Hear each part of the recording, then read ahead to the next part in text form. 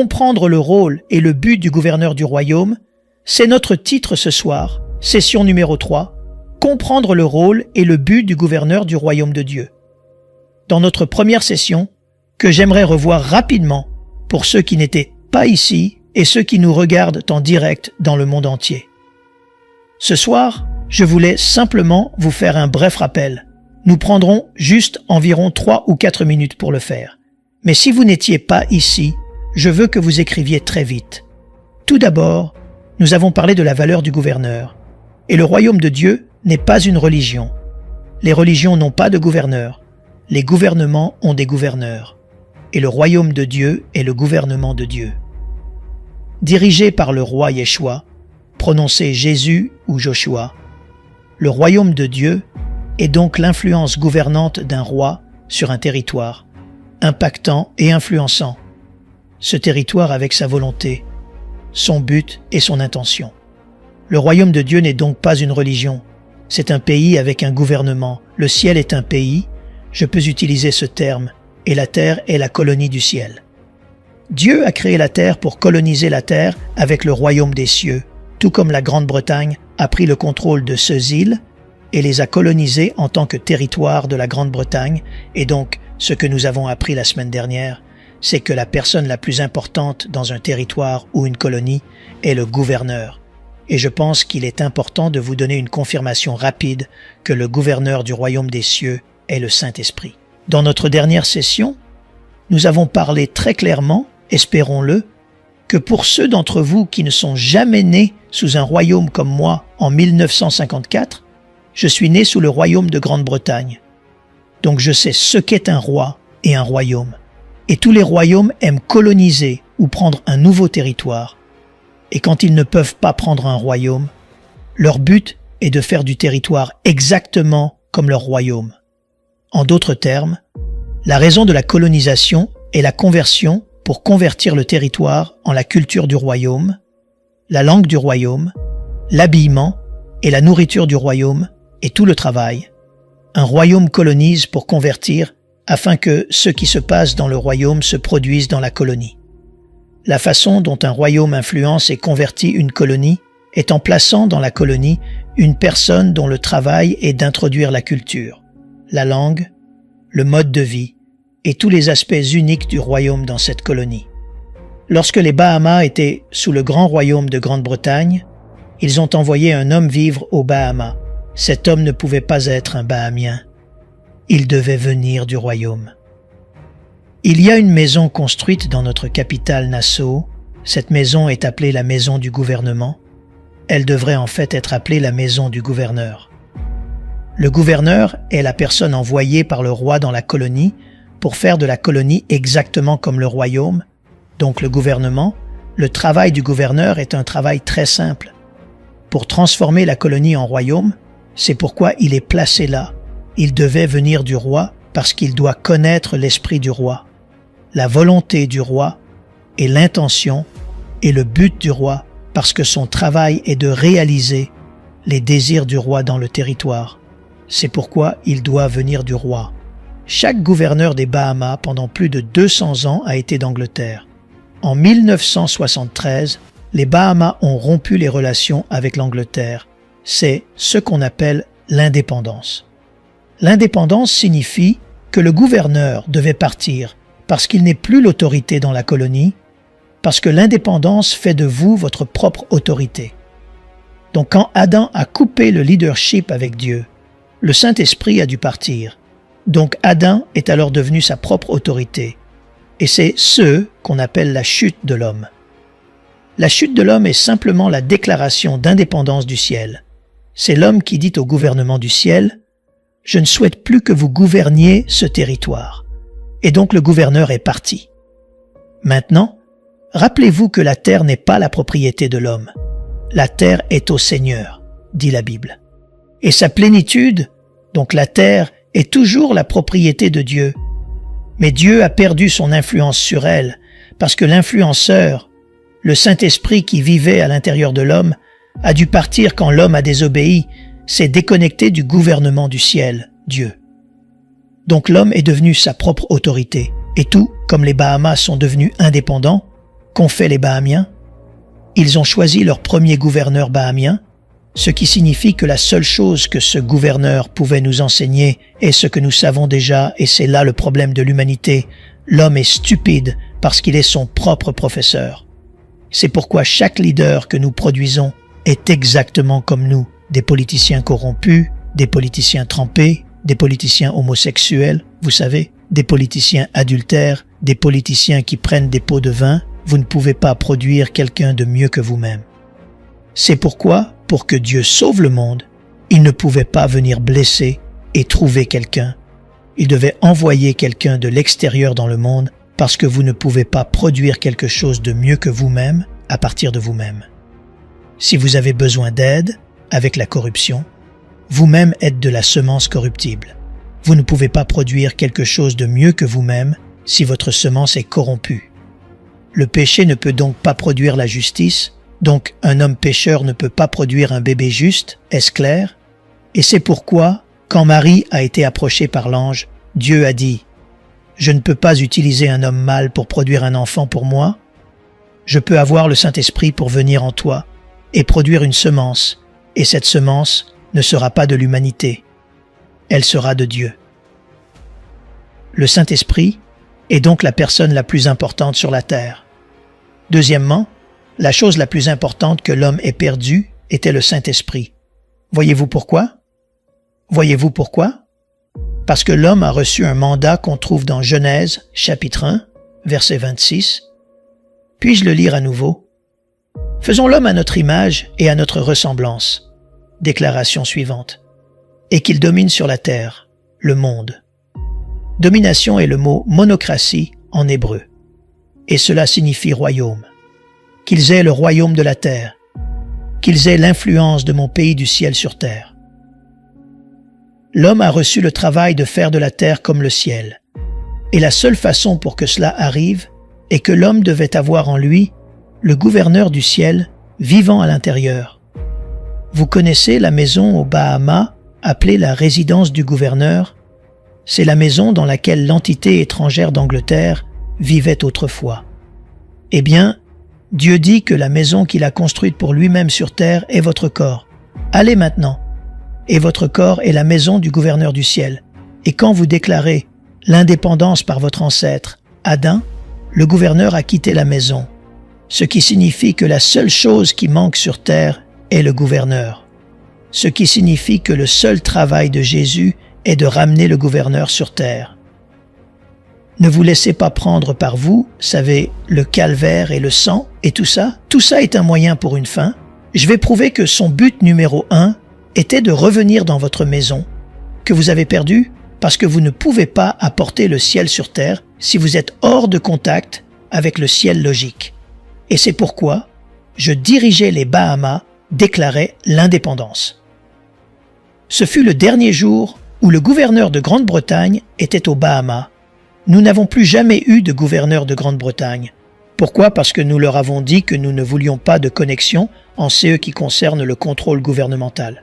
Troisième point très important. La solution à tous les problèmes du monde est donc le Saint-Esprit.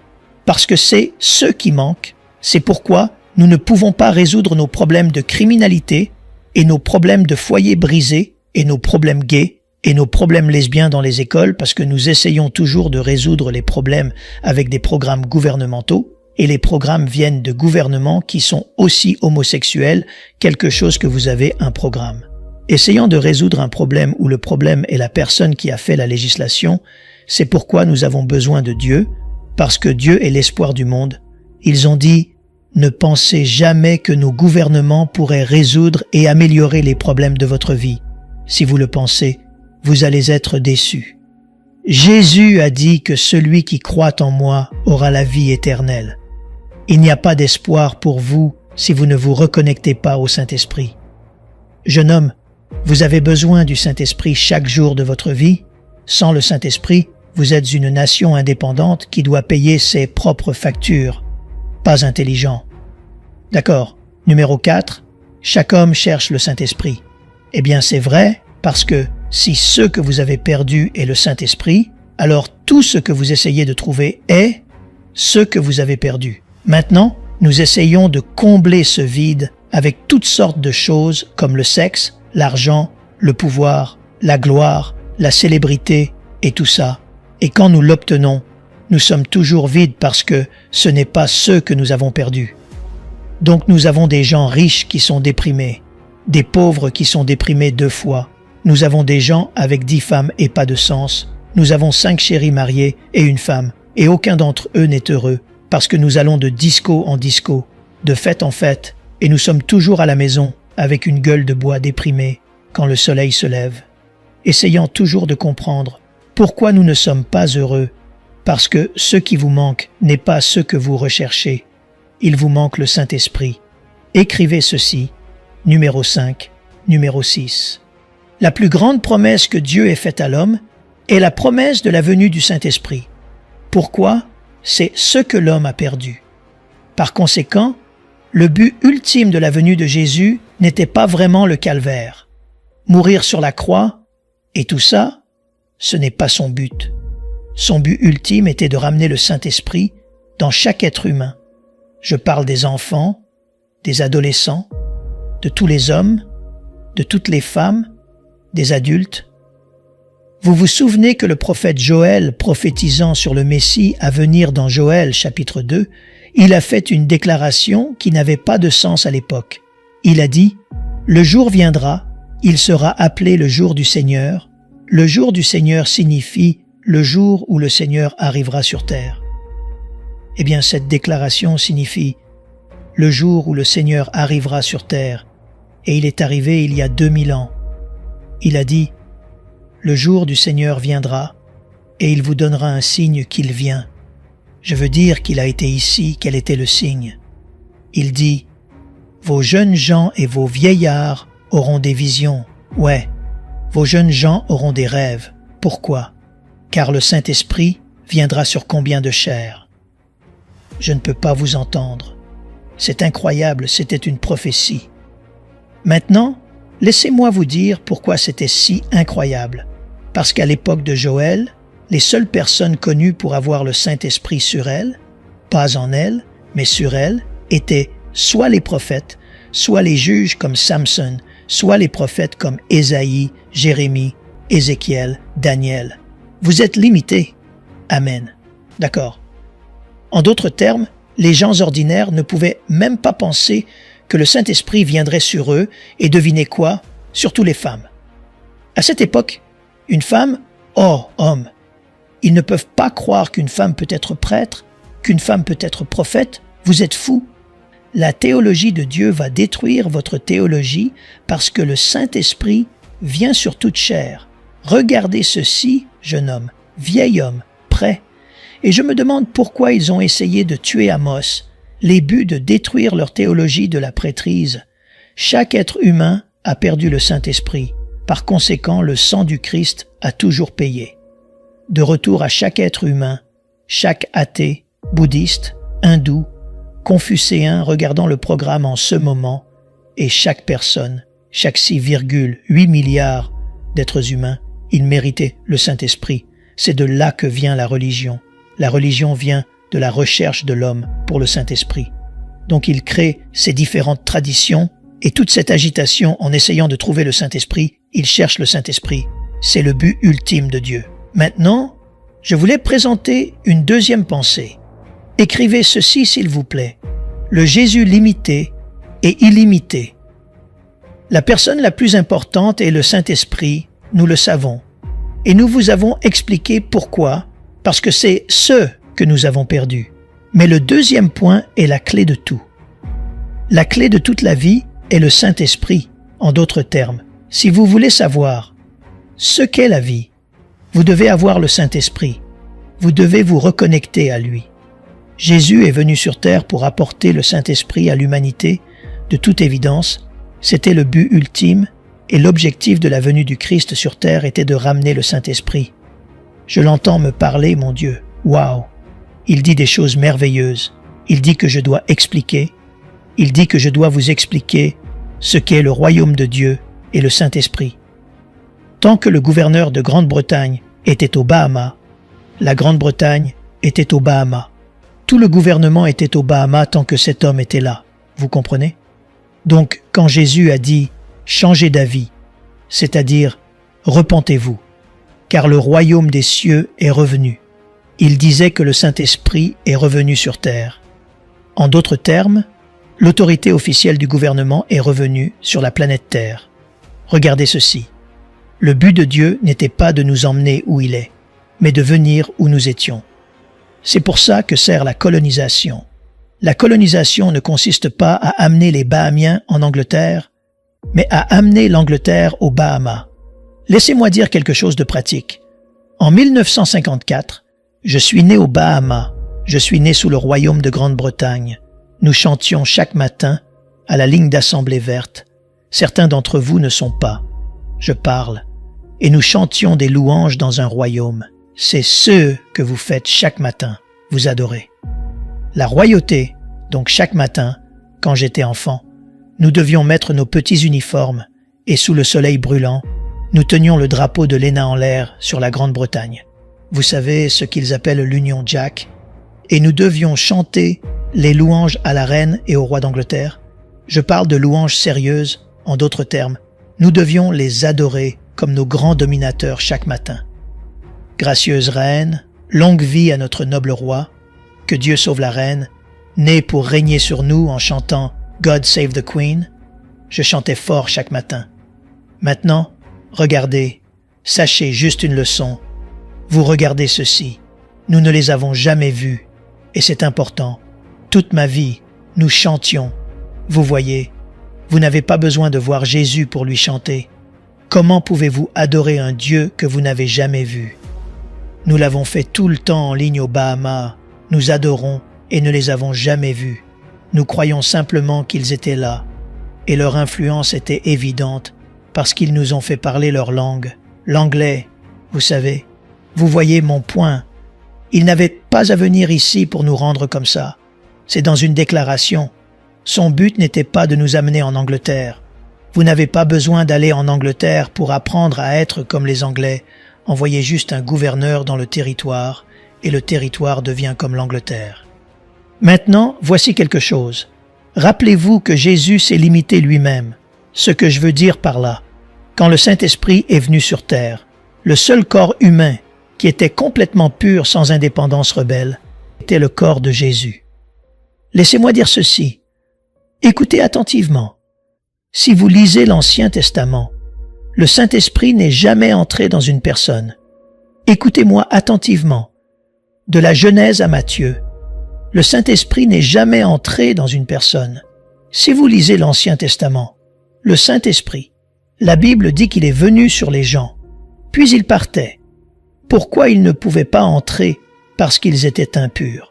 Donc, quand Samson, par exemple, a reçu la puissance du Saint-Esprit, la Bible dit qu'il se secouait et que l'Esprit venait sur lui, il avait cette force supplémentaire et il faisait ces grandes choses. Et puis la Bible dit que le Saint-Esprit le quittait. Il dit avec les prophètes Ésaïe, Jérémie, Ézéchiel, Daniel, Osée, Joël, Amos, Abdias, Jonas, Michée. Est-ce que le Saint-Esprit venait sur eux? Ils prophétisaient et puis ils partaient. Ils ne pouvaient pas entrer en eux parce que leur corps était impur, des maisons impures. Ils étaient en rébellion, en indépendance.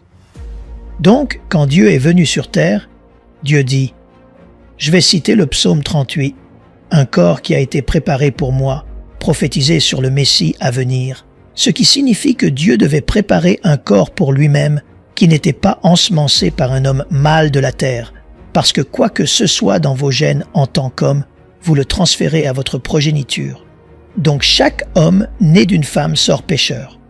Donc dans les psaumes 51, assurez-vous de lire cela.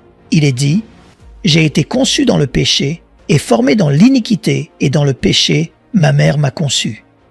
Psaume 51 verset 5, en d'autres termes, vous n'êtes pas devenu pécheur. Vous êtes né comme ça. Vous ne développez pas le péché, vous n'avez pas le choix. C'est pourquoi personne ne vous a appris à mentir. C'était dans vos gènes, et à 5 ans, vous dites les plus gros mensonges du monde. Personne ne vous a appris à voler. Chaque femme vole le territoire de l'autre. Mon petit enfant vole aussi. Personne ne vous a appris ces choses. C'est pourquoi la Bible dit que vous devez naître de nouveau, parce que votre première naissance est conçue dans le péché. Les gens se demandaient pourquoi vous devez naître de nouveau. Parce que votre première naissance était une mauvaise naissance, et ce n'était pas de votre faute. La semence qui est venue d'Adam s'est transmise à travers vous, et vous êtes un pécheur de naissance. Donc, je me fiche que vous travailliez, vous savez, dans des œuvres de charité, et que vous rejoigniez, vous savez, le Rotary Club, et que vous rejoigniez le Key Club, et que vous supprimiez des quartiers, et obteniez des formes de nourriture. Vous irez quand même en enfer si vous n'êtes pas né de nouveau. Vous êtes juste un bon pécheur. C'est tout ce que tu es. Donc, ne vous laissez pas prendre par toutes ces bonnes choses dont vous me parlez.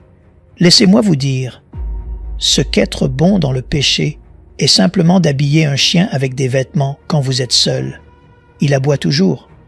Donc, n'essayez pas de penser que vous allez vous en sortir en étant gentil et en allant à des réunions d'église et en rejoignant des organisations caritatives. Vous savez, celui qui n'est pas né de nouveau, c'est ce qu'on appelle la réformation. Vous essayez de vous réformer vous-même. Dieu a dû se préparer un corps parce qu'il ne pouvait pas vivre dans un corps qui était impur. Alors il s'est construit son propre corps dans le ventre d'une femme. Il est dit que le Saint-Esprit est venu sur elle, l'a couverte de son ombre, et le Saint-Esprit a construit un corps dans un ventre pour lui-même, et Jésus est sorti sans sang contaminé. Maintenant, voici la clé. Le Saint-Esprit tout entier était en Jésus, donc il a une autre déclaration. Le Saint-Esprit n'est jamais entré dans une personne pendant les 6000 ans de la chute de l'homme. 7000 maintenant. Et quand Jésus est venu, il était rempli du Saint-Esprit. Suivez-moi maintenant. Et tant qu'il était sur terre, le Saint-Esprit n'est jamais entré dans personne. C'est très important. Il possédait toute la divinité. Vous n'entendez jamais le Saint-Esprit venir sur quelqu'un d'autre pendant qu'il était sur terre.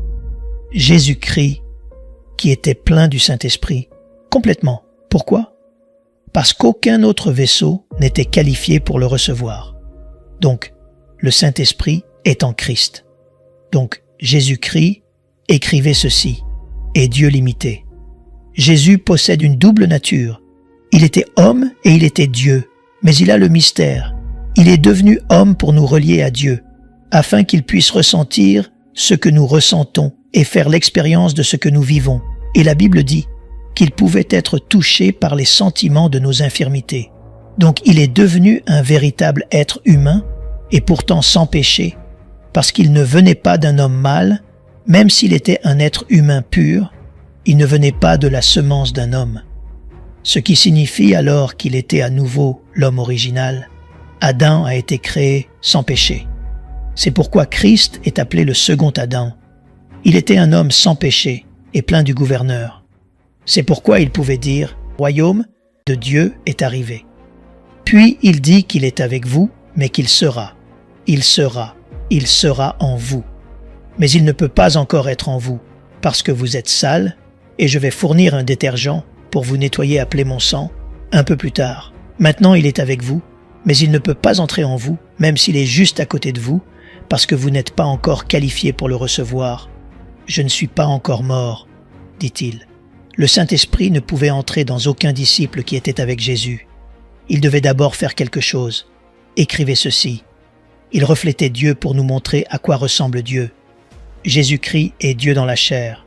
Il est le Saint-Esprit dans la maison, de retour dans une maison humaine, pour apporter à nouveau l'influence du royaume sur terre. C'est pourquoi sa première annonce devait être « Préparez-vous, car le royaume des cieux est revenu ». En d'autres termes, le gouvernement du ciel est à nouveau sur terre, et il vit dans mon corps. Et donc le pays du ciel est maintenant cette influence de naissance à nouveau. Et je vais vous montrer à quoi ressemble le gouvernement du ciel. Je vais vous montrer à quoi ressemble le roi du ciel. Donc, suivez-moi, regardez-moi. Regardez comment je travaille. Regardez la domination que je prends sur la terre, comme vous êtes censé prendre. Donc il a marché sur l'eau, chassé les démons, parlé à l'arbre, vous savez, arrêté la tempête, pris le contrôle de la planète. Puis il a dit, « Je vais vous donner la clé, l'important, le Saint-Esprit est la personne la plus importante sur terre et il était piégé en Jésus. Maintenant, Jésus s'est volontairement limité. En d'autres termes, Dieu a pris la décision, prêt pour cela, de se piéger dans un seul corps pendant 33 ans et demi. Maintenant, cela a dû être une expression impressionnante d'amour. Le Dieu qui a fait l'univers, qui contrôle 500 millions de galaxies, qui a créé toute l'étendue des pouvoirs de toute la création, il va se piéger et se mettre dans un petit corps et s'y enfermer pendant 33 ans et demi parce qu'il aimait tellement les enfants de la planète. Vous devriez lui donner des louanges. Il s'est volontairement limité. Qu'est-ce qu'il a mis de côté? Écrivez ceci. Tout d'abord, il a mis de côté, et c'est une chose très importante, il a mis de côté son pouvoir et sa gloire. En fait, quand il est sur le point de partir, il dit « Père, glorifie-moi de la gloire que j'avais avec toi avant le début. » En d'autres termes, j'ai caché ma gloire dans ma vraie nature. J'ai dû cacher ma vraie nature dans ce corps.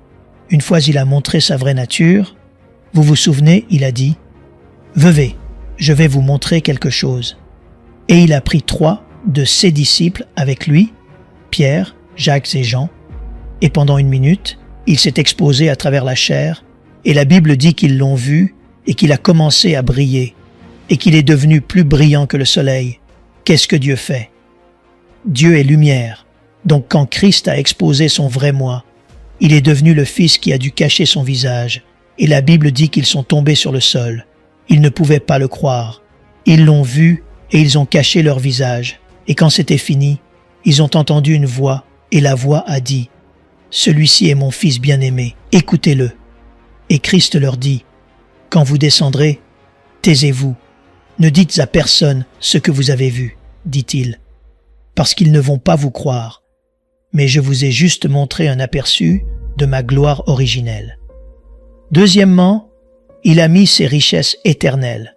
Toute la richesse du ciel, il l'a piégée dans un seul corps. Puis numéro 3, il est devenu sujet au temps, à l'espace et à la mort. Imaginez que le Dieu de l'éternité est devenu une victime du temps. Le Dieu qui possède l'espace s'est enfermé dans un petit espace, et le Dieu qui est le créateur de la mort a permis à la mort de le tuer. Vous parlez de respecter et d'aimer Dieu. Vous chantez cette chanson pour vous faire savoir que nous vous aimons. Vous devez comprendre pourquoi vous devez chanter cette chanson. Il a fait ça pour vous. L'éternité a été piégée dans le temps pour que ceux qui sont dans le temps puissent être reconnectés à l'éternité. Vous devez lui donner des louanges. C'est un amour puissant. C'est un amour que vous ne pouvez pas imaginer. Et il l'a fait pour ramener la terre en contact avec son royaume d'origine. Il est devenu une victime du temps, de l'espace et de la mort. Écrivez ceci. Jésus l'illimité est devenu sujet à la loi. Galates 4 verset 4 dit « Mais quand les temps ont été accomplis, Dieu a envoyé son Fils, né d'une femme, né sous la loi et assujetti à la loi, afin que ceux qui étaient sous la loi soient délivrés de la loi et deviennent fils de Dieu. » Galates 4 verset 4. Jésus devait se reposer. Vous pouvez imaginer Dieu ayant un corps fatigué. L'homme qui a créé tout l'océan, le Dieu qui a fait les arbres à fruits, s'est limité. Le Saint-Esprit était piégé dans un corps. Il était sous les lois. Il devait aller dormir. Imaginez un Dieu qui ne sommeille, ni ne dort. Je dors juste dans un bateau une fois. Il était tellement fatigué. Et tout ça, c'était pour vous. J'ai dit que tout ça, c'était pour vous. J'ai dit que tout ça, c'était pour vous et moi. Et c'est pourquoi nous levons les mains et le remercions et lui donnons des louanges. Ce soir, parce qu'il l'a fait pour racheter, vous reconnecter. Donnez-lui une grande louange. De toute façon, loué soit Dieu, très important. Jésus est Dieu limité. Ce que nous voulons dire par là. La limitation de Jésus, numéro 1, était le temps. Le Saint-Esprit était piégé dans un seul corps pendant 33 ans. C'est pourquoi vous ne l'entendez nulle part ailleurs. Il n'y avait aucune activité nulle part ailleurs dans le monde quand Christ était sur terre. C'est pourquoi il n'y a aucune écriture écrite nulle part. C'est pourquoi il y a des questions sur la religion mormone. Parce que la religion des Mormons est construite sur un homme nommé Joseph Smith, qui vivait en Amérique, qui a dit qu'il est allé dans une grotte et qu'un ange est apparu, et que cet ange lui a donné des plaques comme des plaques d'impression, et que l'ange a donné cette révélation, et qu'il a reçu une révélation sur l'autre apparition de Jésus pendant qu'il est sur terre. Il est apparu en Amérique aux Indiens pendant qu'il était en Palestine. Maintenant, que dit votre Bible? La Bible dit que Jésus-Christ est la plénitude de la divinité. Corporellement, comment gérez-vous cela? Cela signifie que s'il l'a tout, alors il n'apparaît nulle part ailleurs. Donc c'est pourquoi nous avons un problème avec Mormons. Ce sont des gens merveilleux, ne vous méprenez pas. Et ils utilisent le nom de Jésus et ils savent qu'ils ont un truc qui fonctionne. Et si vous n'êtes pas prudent, vous savez, vous devez vérifier leur théologie. Vous devez la vérifier parce qu'elle contredit ce que la Bible dit sur le Christ, même s'ils utilisent son nom et tout le reste. Donc soyez intelligents et sages et posez des questions et lisez leur brochure, lisez-le et vous verrez. En fait, l'une de leurs croyances est que Jésus-Christ est Lucifer, son frère. Le saviez-vous? La Bible condamne ces trucs. Lucifer est un ange. Jésus est Dieu dans la chair. Oui, vous savez. Allez, la Bible dit que si un homme ne croit pas que Jésus-Christ est Dieu dans la chair, il est un antéchrist. Donc nous ne sommes contre personne. C'est ce que la Bible dit. Et c'est pourquoi l'unitarisme devient un problème, parce que l'unité croit que tout le monde a raison. Je veux dire, tout le monde ne peut pas avoir raison si quelqu'un a tort. Alors, oublions aussi les problèmes d'unité, vous voyez. Donc, si vous étiez unitarien et que c'est votre problème, comment tout le monde a raison? Jésus est Dieu piégé dans un corps pendant 33 ans. Deuxièmement, il s'est limité à l'espace. Celui-ci est très important. Écrivez ceci maintenant. Jésus est Dieu, et Dieu pendant 33 ans et demi s'est limité à un endroit géographique, une zone sur la terre. Et c'était autour d'Israël. C'est un problème. Le seul qui a créé toute la planète a vécu dans un petit espace sur Terre. En fait, voici un choc. Jésus n'a jamais quitté Israël. Seulement quand il était un garçon, peut-être juste 1 ou 2 ans, ses parents l'ont emmené en Égypte pour se cacher d'Hérode. Jésus n'est pas allé de lui-même. Il a été emmené par ses parents quand ils l'ont ramené. Imaginez qu'il n'ait jamais quitté. C'est important. Il s'est limité à une petite bande de terre entre la mer Méditerranée et les hauteurs du Golan. C'est un petit bout de terre. Il y a vécu, y est mort, y est ressuscité. Il n'a jamais quitté cette zone. C'est important. Il s'est gardé dans le pays qu'il a promis à son peuple, piégé dans leur corps. Et troisièmement, il s'est limité à la mort. Il a dû regarder la mort dans les yeux. Il a dû faire face à la mort. Rappelez-vous que Dieu a créé la mort. On le trouve dans Genèse chapitre 2, verset 18. Dieu a dit à Adam le jour où tu mangeras, « Tu rencontreras sûrement un gars nommé mort. » Adam ne savait pas qui cette mort était. Dieu devait l'introduire à la mort. Le diable n'a pas créé la mort. La difficulté de Dieu, si je peux utiliser ce terme respectueusement, est qu'il ne peut pas briser sa parole. Donc quand Dieu a dit à Adam le jour où tu mangeras, tu mourras sûrement. Le mot sûrement signifie « je m'assurerai que tu meurs ». Maintenant, la seule façon d'empêcher Adam de mourir en premier, laissez-moi juste dire ceci qui était Adam. Adam en tant qu'être humain. Qu'est-ce qu'un être humain? Un esprit dans un corps. Donc l'annonce a été faite à quoi un humain? Donc pour que Dieu satisfasse sa loi de mort, il doit avoir un humain qui meurt. C'est pourquoi la Bible dit « Les anges ne pouvaient pas mourir pour vous. Ils ne sont pas des humains. » Dieu doit garder sa parole, non donc, ce qui signifie qu'il doit s'assurer qu'un humain meurt. Donc, Dieu doit garder sa parole et doit tuer un humain. Je vais te dire ce que je vais faire puisque je t'aime tellement, je vais devenir un de toi, un humain, et je me tue. Y a-t-il quelqu'un ici? C'est pourquoi Jésus a dit, quand il est venu à ça, il dit que personne ne prend ma vie. Donc tout l'argument sur le film, vous savez, la passion était complètement ridicule et inutile, et ils ont choisi les mauvais prédicateurs sur CNN. Ils auraient dû m'inviter, j'aurais pu leur expliquer. Ce n'étaient ni les Juifs, ni les gentils, ni les Romains qui l'ont tué. Dieu s'est tué lui-même. La Bible dit qu'il a plu à Dieu de le tuer. S'il vous plaît à Dieu de faire une tuerie, Dieu s'est tué lui-même parce qu'il ne voulait pas te tuer. Je pense qu'il mérite des louanges. Il a lui-même payé la dette pour qu'il n'ait pas à tuer l'homme. Mais il devait tuer un homme. C'est pourquoi Jésus devait être un homme pour justifier les droits de résurrection complets pour revenir du tombeau. C'est pourquoi la mort ne peut pas vous garder dans le tombeau. Vous savez, allez, la mort n'a plus le droit de vous garder dans le tombeau, parce que la mort a déjà fait ce qu'elle était censée faire. Ils ont tué un homme, le salaire du péché est la mort. C'est pourquoi pour qu'il meure, il devait avoir le péché dans son corps. Or Jésus, il n'en avait pas, alors il a récolté tous les nôtres. Et la Bible dit que celui qui n'a pas connu le péché est devenu péché pour nous, afin que nous puissions revenir à la juste position avec le gouvernement de Dieu à nouveau. Il mérite une grande louange. Alléluia, c'est la meilleure nouvelle du monde. Vous pouvez revenir au gouvernement sans crainte parce que le gouvernement vous a pardonné pour votre indépendance. Il dit « Venez à moi, et je vous donnerai du repos de tout votre labeur. Prenez mon joug sur vous. C'est facile. Votre fardeau. Mon fardeau est léger et tout le stress. Il dit que vous n'allez plus construire les routes et trouver de l'eau et payer vos factures. Voici la clé. Car c'est le gouvernement du royaume de Dieu et tout est justice. Et toutes ces choses reviennent à la vie du royaume. Sous les Britanniques, nous n'avons pas pavé les routes. Ils ont pavé la route. Nous ne nous sommes pas protégés. Ils nous ont protégés. Mais l'indépendance, vous devez avoir votre propre sécurité, votre propre défense. Quand vous êtes indépendant, vous devez payer quand vous voyez un grand trou sur la route. Vous devez réparer votre propre route. Vous devez pomper de l'argent.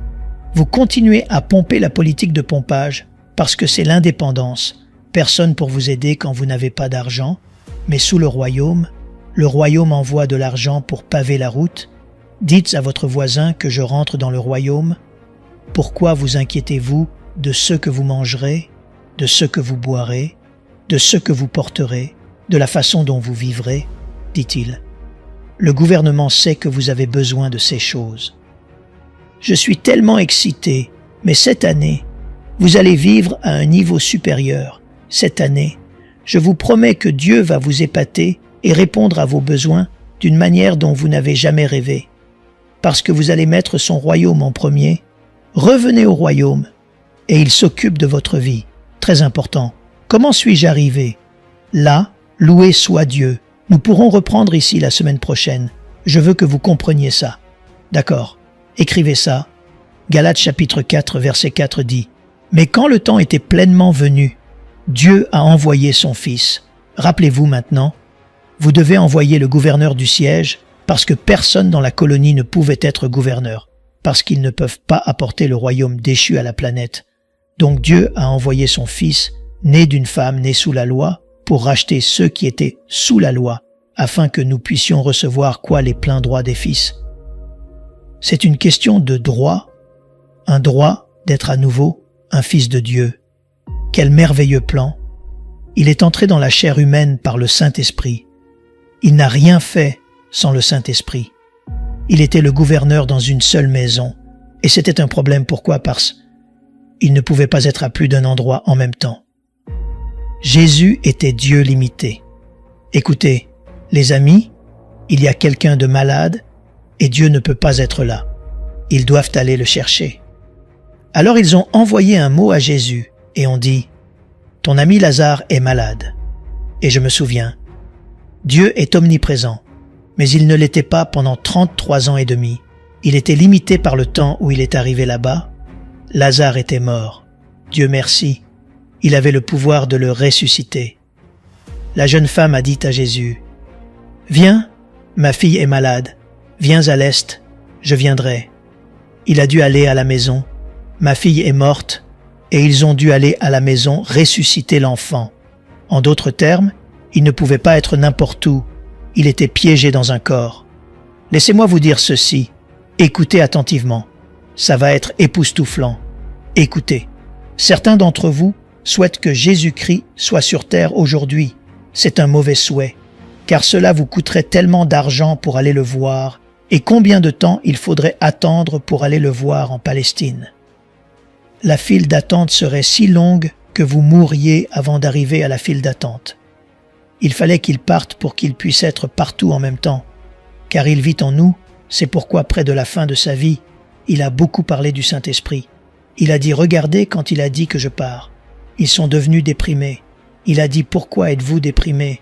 Regardez ça, Jean 16,5. Nous voulons lire ça maintenant.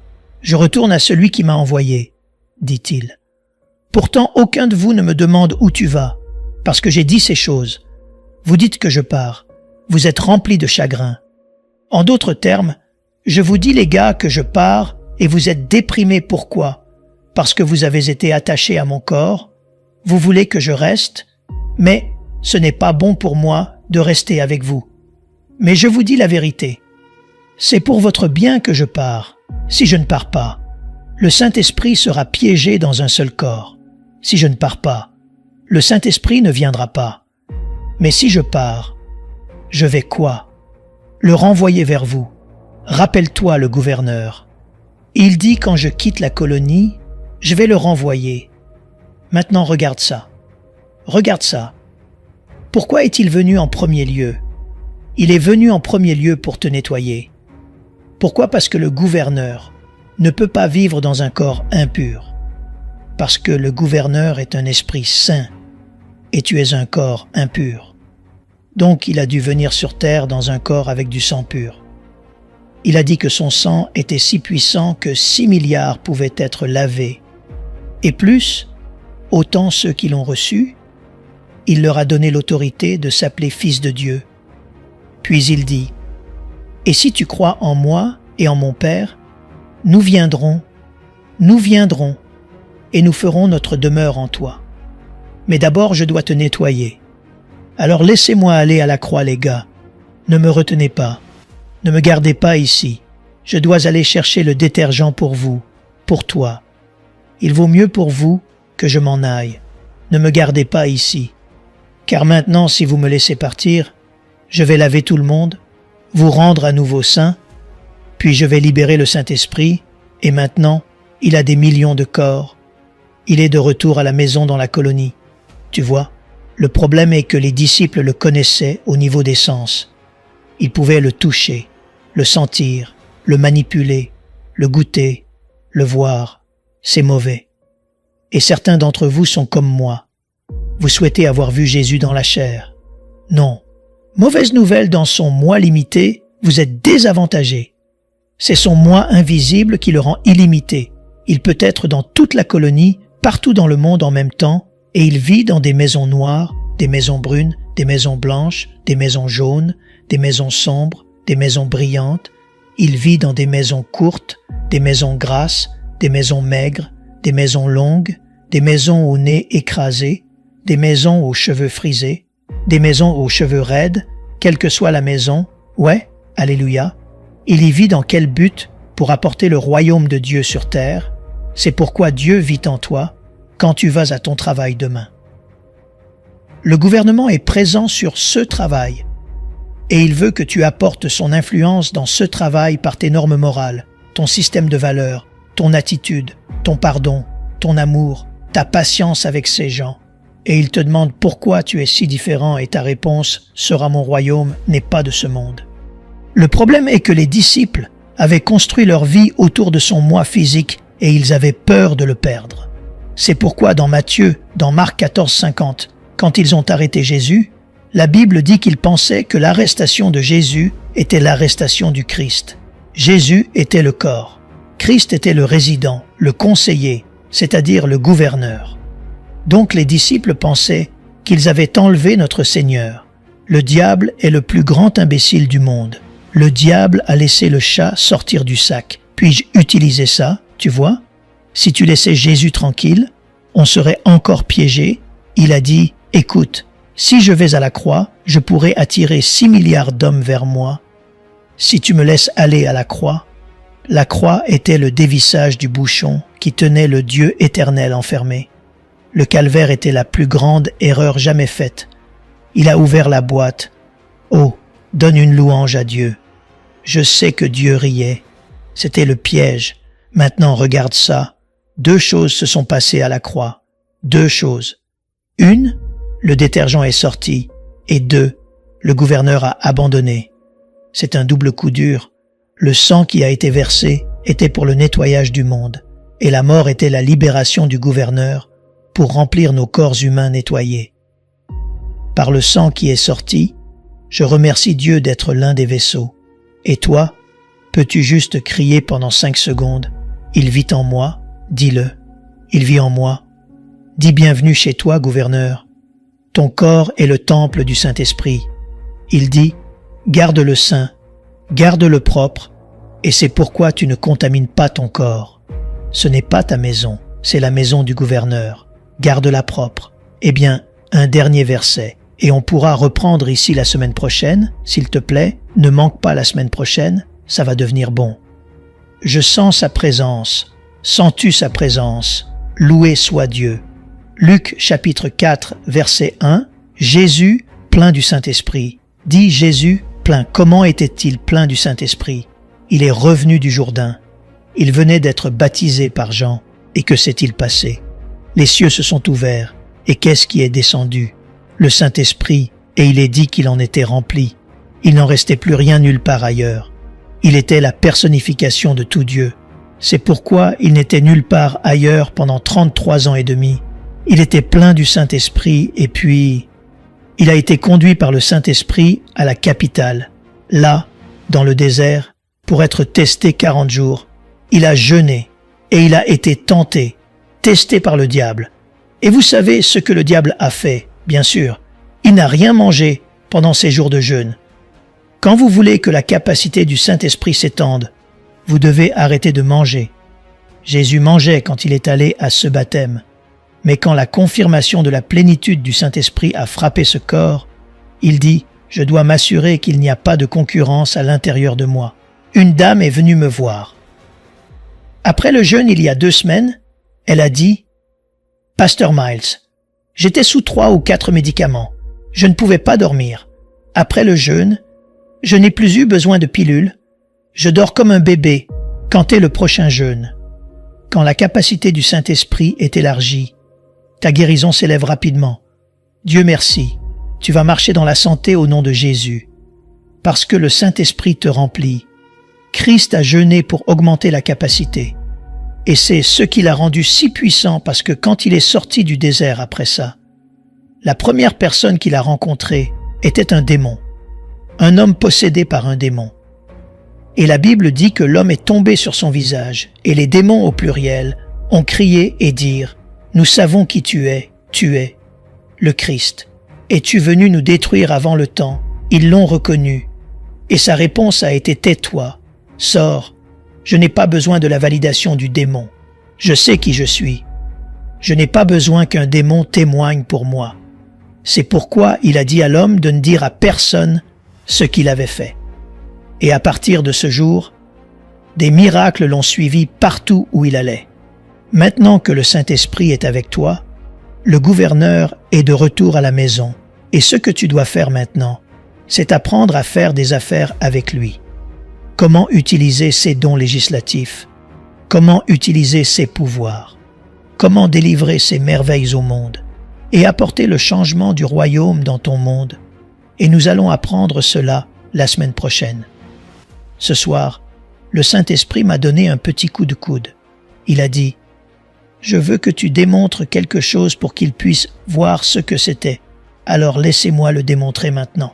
C'est ce que j'ai vu. » Vous, madame, vous venez des Philippines, n'est-ce pas?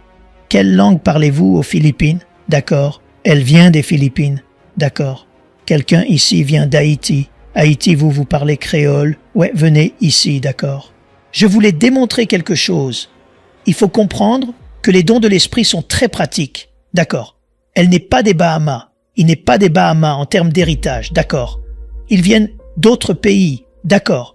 Je veux que vous parliez philippin. Dites la prière du Seigneur en philippin. D'accord. Allez-y. Avez-vous compris? Non.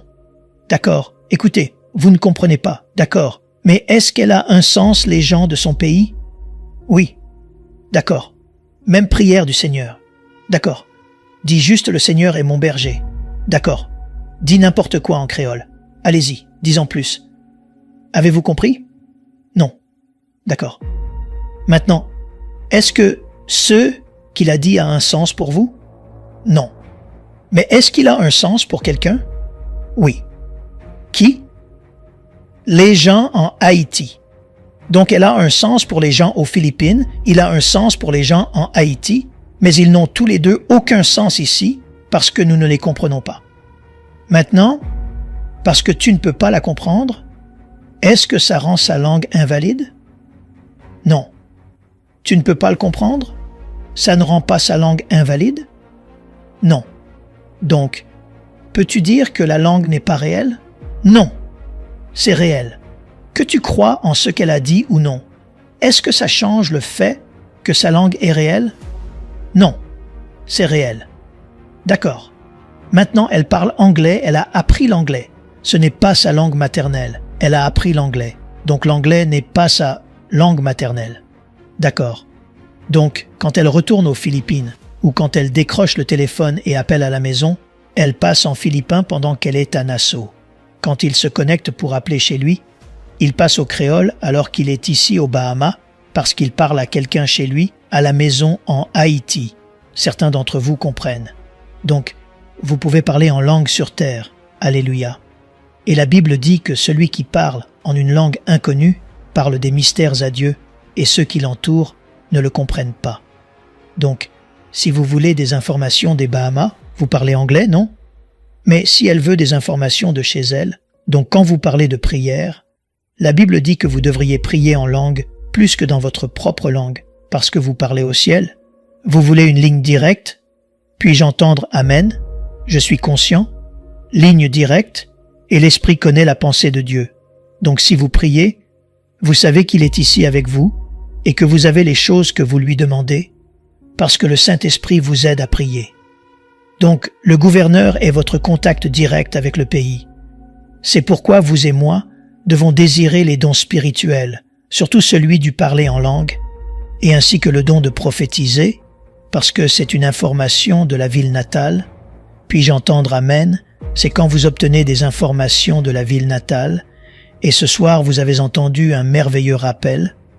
Dieu nous a donné une parole prophétique. Ce soir, en langue, une interprétation est venue, et j'ai entendu la parole de Dieu, la parole de Dieu. Ce soir était très simple. Il dit « je veux dire », et il a dit la même chose à travers 3 personnes différentes. La même chose, il a dit « écoute, arrête de t'inquiéter ». C'est ce qu'il disait ce soir. La ville natale te dit « le royaume d'abord, tout le reste est couvert, donc tu peux rentrer chez toi ce soir dormir. Je veux dire, détends-toi juste. » Pourquoi? Parce que tu as mis le royaume en premier. Nous aimerions vous donner l'opportunité de faire de Jésus le Seigneur de votre vie. Voulez-vous bien prier avec moi?